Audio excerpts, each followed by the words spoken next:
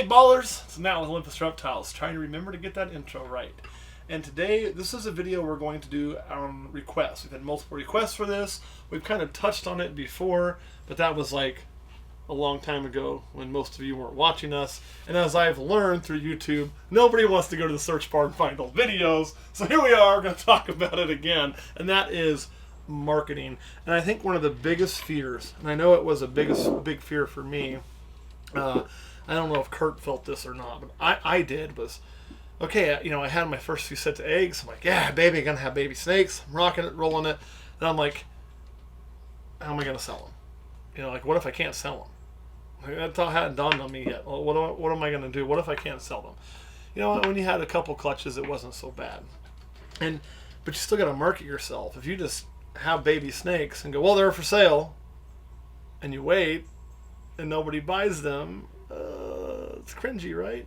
So let me tell you what you do. You take your baby snakes. This is what we did in our first few years. We take a baby snake like you. We'll take you. And we'd say, here's your baby snake. And I would put that thing, and you're not buying this one. This one's obviously one I'm keeping.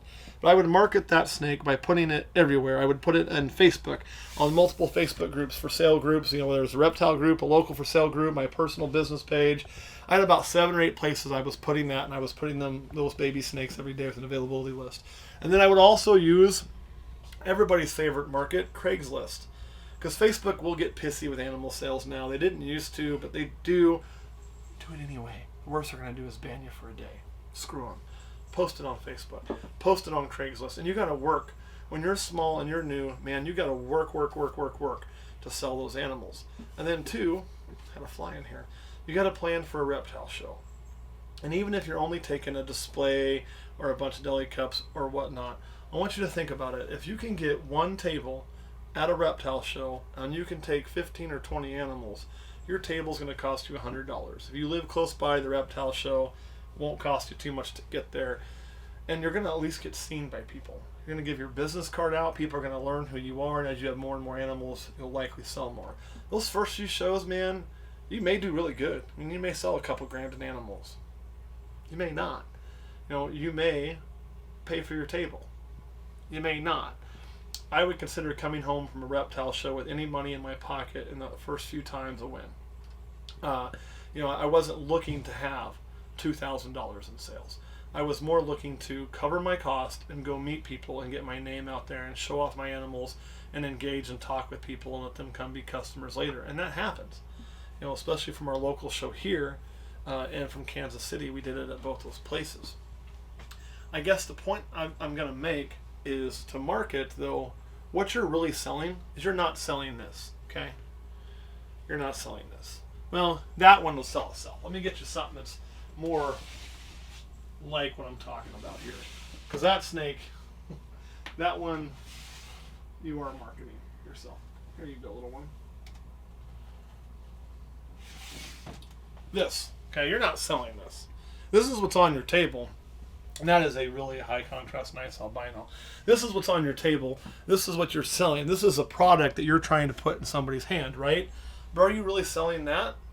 Because I'll tell you what, man, there's going to be 15 other people at that show that are probably going to have an albino, right? So are you selling your albino? You're not. You're selling yourself. You're selling yourself as a trustworthy individual. You're selling yourself as a stand-up person.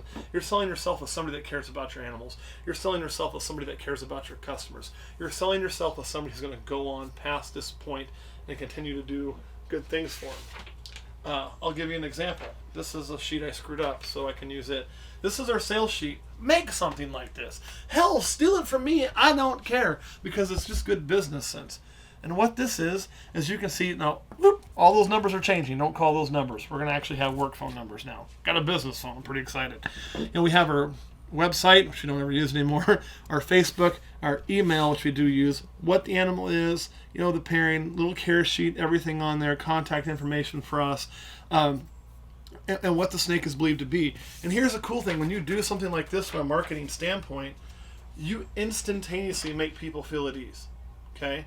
Because not only are they getting the animal, they're getting some type of receipt some type of way to contact you again later. It's kind of a promise you're not a fly-by-night. You're giving your information out there. They can get a hold of you. Everything, and it looks nice and professional. Can you do a better job than we do on this? No. Actually, you can. You can make it nicer than we do. I promise you. We're not the end-all be-all when it comes to marketing. But the point I'm making is what you're selling is when you go to a reptile show, they're already there for reptiles. You don't have to sell them on the idea of owning a reptile. That's what the hell they came there for, right? They're not like people who are, maybe they get some reptile curious folks in there. But for the most part, you got customers walking in the door. The problem is you got a bunch of vendors. You got to make yourself set apart, not just by having the animal they want, but by having the animal they want and also being the person they want to buy from. Price can dictate some of that. You'll have people that will just buy the cheapest. So yeah, you could say, well, I want to make sure I sell stuff. I'm going to price this albino female rock bottom, and I'm going to stick it at $100 just so it sells. And guess what? It'll sell. It will. Guaranteed. And but something happens when you do that. And I'm going to get some hate for this. When you always sell your animals for really, really low cost, even if your intent is just to move them for marketing purposes, it gives you a certain reputation in people's brains. People come to you because you're what? You're the lowest price. The other slang word for that is you're the cheapest. And they automatically are going to assume that you're the cheapest, that you're cutting corners, even if you're not. So I believe in putting at a market price. And I don't believe in saying, well, I'm great, and hey, you see me on the screen, so I should price this snake at, let's say $225. I'm going to price it at $400 because I can. I don't do that shit either, because then I think it does the opposite effect. I put it at a market price and I sell myself, and I think you can do that too. I think anybody can do it. If I thought it was rocket science, I probably would have picked a different hobby career. I think the hardest part is producing them. The easiest part is probably selling them for me. And we produce very well. I mean, we're having problems there. But again, what you're really selling is who you are. They're going to look at the snake. They're going to make sure the colors are what they want. They're going to make sure it appears healthy. You can see how this thing appears nice and chunky. They're going to make sure all that. Some people see if the snake relates to them well, if it just kind of, is the one, and that's okay too. But what causes a lot of that is how you interact with them. Are you going to let them hold the snake? Are you going to be like, Are you going to be upbeat? Are you going to be positive when you talk to them? Are you going to be excited about the hobby? Or are you going to do this? Because this is what I see all the time when I go to a reptile show. This is exactly what I see. Oh, hey, if you want to see something, let me know. You're not going to sell shit doing that. I promise you, you're going to have a shitty time. And then you're going to be that guy who's grumbling. Reptile market, ball python market's dead. I would sell nothing. It's bullshit. Blah, blah, blah, blah, blah. No! It's because your ass is in a chair looking at a phone. That's what's bullshit, okay? Get up. Engage your customers. Talk to them. Have some passion and some pride about what you do, because if you don't, why should they? If you're not excited about this animal, and you're not selling yourself and this animal, and your excitement and your passion, why would they think you care? Right? Because you're showing them you don't. And that may not be true. You probably do care. Maybe you're just like Kurt.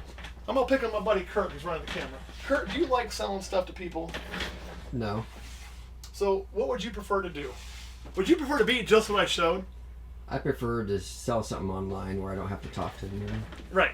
So when I take Kurt to a show, he does a great job. He gets up, he talks to people, he engages people. He hates every bloody minute of it. I guarantee you he does. It is not in his nature. It is not a natural thing for him. For me, obviously I don't mind being a little bit in the spotlight, so it doesn't bother me a bit. But for Kurt, it is like pulling teeth. Is that a fair assessment? Yes. But he does it. Why do you do it, Kurt? Because you have to if you want to succeed. You do. You can't just plant your ass in a chair. Now, are you going to need a break throughout the day? Yeah. If you saw me in Denver, there's people that caught me while I was sitting down eating a few pieces of pizza because I was starving to death. But they'd come back, oh, sorry, you come while I was eating lunch. I'd set my lunch down, disinfect my hands, and get up to help them. Why? Because they're more important than me eating. Because I want to share that passion, that hobby. I'm not saying you can't take a break and use the restroom or rest your feet for a second, but you cannot just live in a goddamn chair at a reptile show. If you're doing it, stop it. Just stop it, because it's not going to work for you. And for those of you who think, whatever, that's not really true, you can do whatever. And I've heard people say, I think that one of the most telling things I heard somebody say to me was, well, I don't have to engage customers. If they want something, they'll tell me. That guy can't sell shit. Okay, friend of mine said that. No, it wasn't Redneck Jeff. Before you think it was Redneck Reptiles, that guy actually sells his ass off. I love that dude. But I got told that once. Well, it doesn't matter. You can talk to them all day long, but if they want to buy something, they'll just come up and be like, I want to buy that, and they'll give you some money. And here's the problem when people say crap like that, is that they make it true. And what I mean is, you will have guys that will come up, they won't give a shit about you sitting in the chair because they want a certain thing, and they're going to be like, yep, I want that snake right there, and they're going to give you cash. You'll make a few sales that way. You will. You're going to do it. So for them, it's a self-fulfilling prophecy. I can sit my ass down and see if somebody, they bought it because they wanted it, that's what's going to happen. But they also, if you don't engage them, you'll have the people that want something. They're going to want to look around, and they're either going to come back and buy from you or somebody else. And you're not going to get all of those no matter what you do. I don't care if you do jumping jacks naked in the middle of your table. If I did that, I would lose customers. But I don't care what you do. You're not going to get all those people, okay? But you will get some of them. Some of them will choose to come back to you based on how you present yourself. Marketing is about you as much as it is the animals. You have to have high quality stock. But if you just have high quality stock and you do nothing else, you're not going to be successful. If you have high quality stock and you're passionate, you market your stock in a way to set it apart and to set yourself apart and to be infectious. That's the word I like to use, is infectious. If I'm excited and I'm happy and I'm having fun and I love my animals, and I do, I can't fake that. That's going to be infectious to my customer base, to a lot of them, and they're going to want to get involved. That's what you have to do. Kurt, any questions about marketing?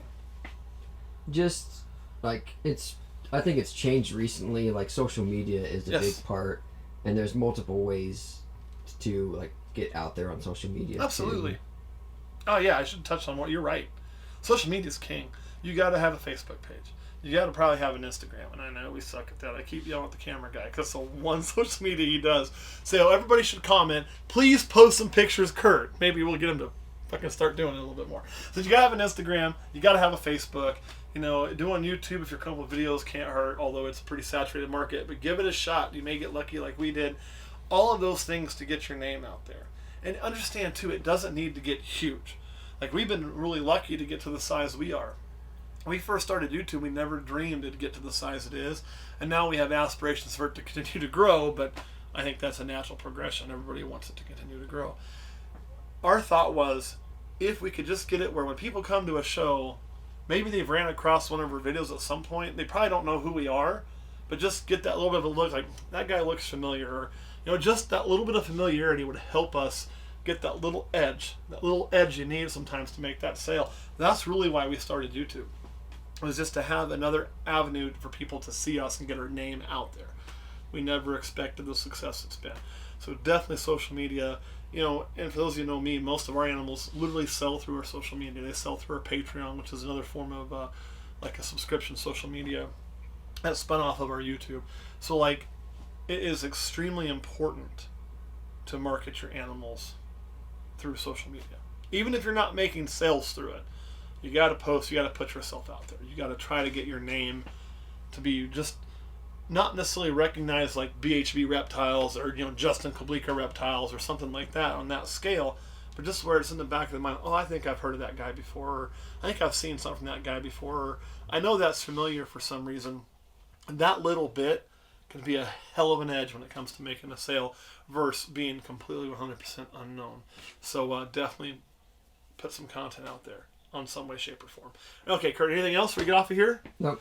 All right, guys, before we go, I got to make one more plug. We're still growing this crazy beard. I should have done this at the beginning. I'll get better at that. For hair for the holidays. So if anybody wants to make a donation, there will be a link to that in our video. You can see it's coming in rather nicely.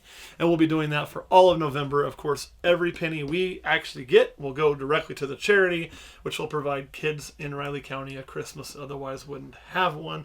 It is a charity that I've participated in for a number of years, even before Olympus Reptiles existed. Not always beard growing. This is a new portion. But whether it was actually donating my time to go and take those kids shopping or whatnot, I've done that. And it's been something that's been very important to our department and helping helping our community. So, if you would like to donate to Hair for the Holidays, just send something to that PayPal link, mark Hair for the Holidays, No Shave November. Mark it something so I know that it wasn't a snake payment and that it's money for that. We will give every penny. And for all of November, I'm going to grow this rockin' junior high beard. All right, guys, we'll catch you all later.